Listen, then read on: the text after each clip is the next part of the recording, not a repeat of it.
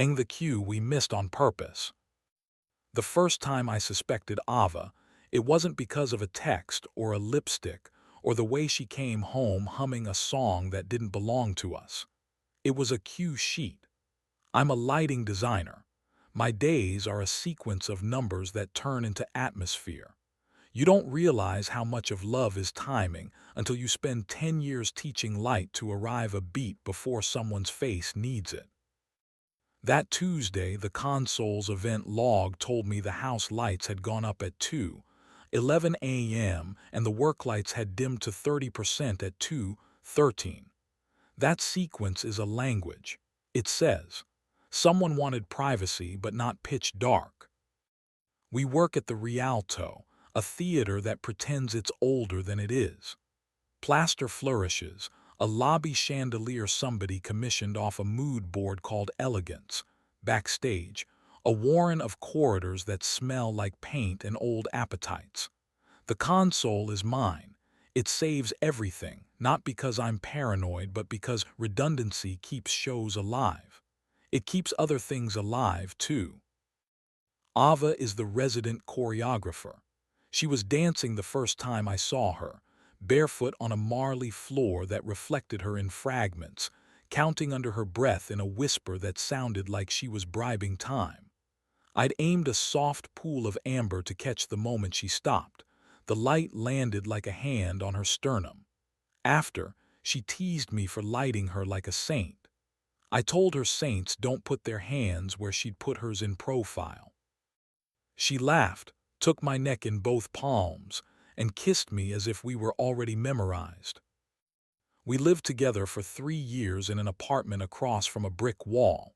We ate pasta late and kissed on the counter and argued about the difference between clean and tidy. She left hairpins in migratory patterns. I left gaff tape on every shelf like a brand.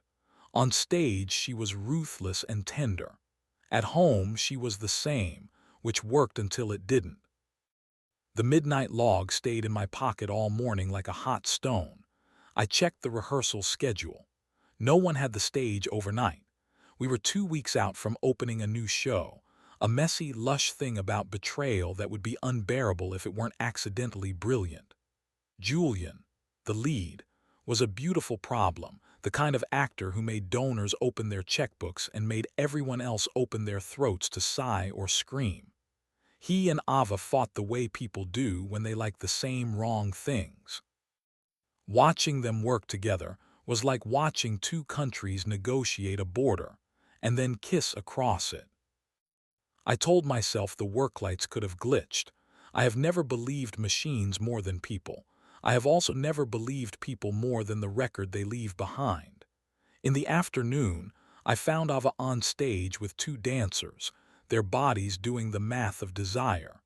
She wore the gray t-shirt that makes a small triangle of collarbone I want to live in. "Did you go in last night?" I asked casually between cues. "To the theater," she blinked then smiled thin. "No, you know me, I was dead by midnight. Yoga bath coma." "There was a thing with the board," I said. "House lights came up at 2." She shrugged, the dancers reset. "Maybe Julian left a scarf and came back for it. He's dramatic even off book." It was a good line. It covered everything and nothing, and I hated that it worked. I put it in my pocket next to the log. Backstage at the Rialto, there's a door no one uses, a narrow thing behind the old scrim cupboard. It opens to the loading alley, which opens to the world and its various mistakes. The rumor is that a starlet once kept a married senator in that alley as if it were a trustworthy secret. It's not. The alley hears everything, and the building keeps what it hears. So when, at 2:08 a.m. on Wednesday, I woke to the particular way the city sounds when I haven't locked something inside me, I went to the Rialto. I let myself in with the code the board thinks is holy. My birthday, inverted, and walked into the auditorium like a man in church who already knows he's forgiven. The work lights were at 30%. That color of dim is a mood, privacy but a way to find shoes. The stage smelled like sweat and that sharp, clean note of stage makeup when it's fresh on skin. In the wings, where the paint chips tell a history no one funds, I heard a laugh. The kind people don't know is audible. I didn't want to catch them. I wanted to not. I wanted to be the kind of man who goes home and lets the console be a liar because love deserves a technical difficulty. Instead, I stood behind the black legs and through a slit of space I saw Ava with Julian. No touching at first. The distance between their bodies was the exact width of a decision being postponed. Ava said, "You missed the half beat after 7, and Julian said, "You like when I miss it," and she said, "I like when you know why." He lifted a hand and cupped her jaw. It was slow. It was good. It was something I had taught her how to want, and then forgotten to keep offering. She leaned into him like a person learning which gravity is hers. They kissed. It was not hungry. It was careful. That was worse somehow. When they parted, she pressed her mouth to his palm in the old, indecent way people do when they don't want to say the name of what they're about to do next. Then the work lights dipped to black for a breath and rose to 30. She knows the board as well as I do. She chose those numbers. I left before they saw me. Pride is a lock you apply to the wrong door. It keeps the wrong thing out. I walked home through a city that insisted on being beautiful for no one in particular. In the morning, my best friend Leo showed up with coffee and the idiot cheerfulness he carries like a utility. He's the Rialto's sound designer, the man who can find the exact measure of reverb that makes a confession sound inevitable. He clocked my face and set the cups down like evidence he'd prefer not to examine. "Tell me it's about a dimmer pack," he said. "It's not about a dimmer pack," I said. "It's about Ava and Julian, and 30% at 213. He closed his eyes. He has a theatrical way of distributing gravity across his features. It makes everyone trust him. "Do you want anger first or math?" "Math," I said. "I trust numbers when I don't trust myself." "Okay," he said. "The odds that the two most appetites in the room found each other are 1-to-1. The odds that they chose your stage because they like the way it makes them behave are also 1-to-1. The odds you can do anything with that information other than ask for the truth at a time that doesn't make you a villain are complicated." "Anger," I said. "She's a coward if she doesn't tell you," he said. "He's a child if he lets her be one." "I went there," I said. "I saw." Leo rubbed his jaw.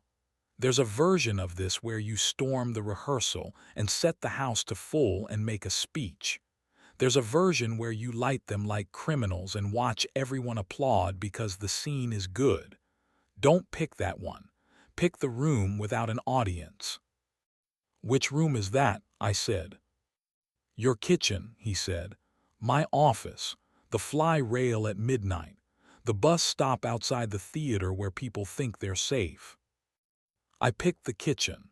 That night I cooked too carefully, and Ava kissed my neck too gently, and neither of us deserved the other's performance. After we ate, I said, "Were the lights flattering at 213? She stopped breathing for one beat. I watched the knowledge move through her like a stagehand carrying a chair. She put her hands on the back of a chair and stared at her knuckles, then at me. "How much do you want?" she asked. A headline, the whole article, comments turned off. "I want the one where I still love you afterward," I said. She nodded as if the job were difficult but accepted. "I kissed him," she said. "Twice. The first time I wanted to find out if the things I teach can exist without my name on them. The second time I wanted to be sure I wasn't inventing the part where he isn't you." "What did you find?" I asked. "He isn't you," she said, "but he is young enough to pretend he could be. That's either exciting or ugly. I'm not sure which looks worse in daylight." "Do you love him?" I asked, because cowardice cosplays as bravery when you make it speak. "I love you," she said. I love the version of me who earns you. With him, I loved the part of me that thinks applause is a kind of forgiveness. We were quiet long enough to hear a neighbor drop cutlery and swear. She came around the table and stood in front of me. "Say the word," she said. "Give me a stage direction." "No," I said. "You get to choose for once without a cue." "I choose the ending where you don't leave tonight," she said. "I choose the version where we hold something ugly between us like it's heavy and ours, and then we put it down and see if we can still move." We slept with our backs touching. That felt like honesty, a heat shared without a storyline. The next day, the stage manager emailed to say Julian had called in for vocal rest. The subject line read "sick," which is one of theater's truest lies. I brought Leo coffee and asked him how loudly he could make the air hum before a person confessed. He told me there's a frequency that makes people feel like they've forgotten a name they love. He told me not to use it. "You're not writing an ending," he said. "You're clearing a path to one." In the late afternoon, I found Julian in the rehearsal room with the mirrors covered, which is the same thing as nakedness. He looked up, cheeks blotched with the relief of a man ready to be punished. "I'm sorry," he said. No bravado, no argument. I almost liked him for that. "I don't want your apology," I said. "I want your math. Did you kiss her because you wanted her or because you wanted me to know she is wantable?" "Both," he said. "I hate that the second one is true." He swallowed. "You make her a better artist. It made me want to be part of the recipe." "Recipes are for amateurs," I said. "Real cooks can feed you from a fridge with 3 things in it." He huffed a laugh which he regretted. "I'll leave at the end of the run," he said. "Or now if that's easier." "The show is good," I said. "Don't make me worse at my job to be better at yours. Stay. Learn to be the man who doesn't need to be a disaster to be interesting." He nodded. "Tell me what to do with my face when I see you." "Act," I said. "That part you know." On Friday, we ran the kiss in scene 7. It's a hard one, a duet on a bed that isn't a bed, bodies not pretending to be innocent. Ava walked him through the counts like a mercy. She didn't look at me while she did it. I gave them light that made their skin good but not precious. When we broke, I set the house to full and we all blinked like we'd been dreaming too long. That night, Ava came home, set her bag down and took off her shirt without announcing anything. She stood in the kitchen in her bra, not offering seduction, just skin. "I'm not going to ask you to forgive me yet," she said. "I'm going to ask you to tell me where I stopped being yours so I stop rehearsing leaving instead of rehearsing staying." "Don't make it about ownership," I said. "Make it about stewardship." "Fine," she said. "I want to be the garden you water even when the forecast lies." We touched. It was not a solution, it was a language. We kept it YouTube safe by a narrow margin, but if you've ever loved someone through betrayal, you know the choreography. Fingers memorizing, breath learning new tempos, mouths making a treaty out of old ground. After, I pressed my ear to her chest the way stagehands press their hands to walls for vibrations. Her heart didn't sound different. That made me lonelier than any crying could.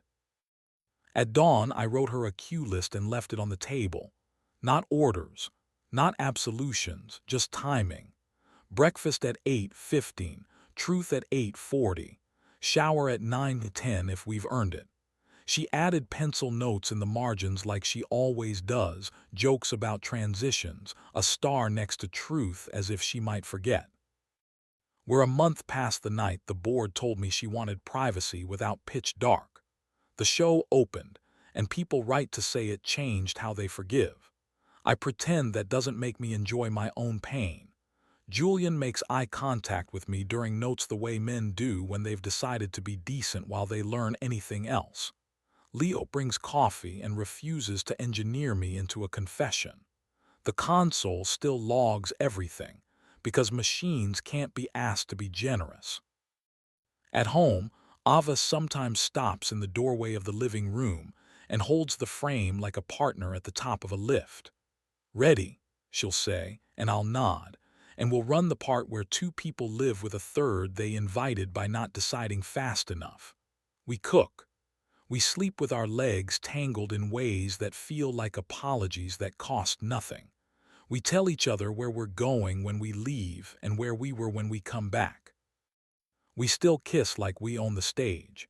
And sometimes we rehearse missing a cue on purpose, just to prove we can find our way back into the scene without an audience telling us when to breathe. The console's event log still lists 2:13 that Tuesday. I don't erase it. Blanking history is for managers with slogans and men who want to believe they never could have done the same. Once in a while late, when the city is the color of decisions you regret but can live with, I scroll to that entry and let the numbers be what they are. Time that belonged to us anyway, even when we didn't choose to spend it together. Then I put down the screen, go to the kitchen, switch the light to 30%, and wait for Ava to come hold my face like a cue that the night will keep, whether we deserve it or not.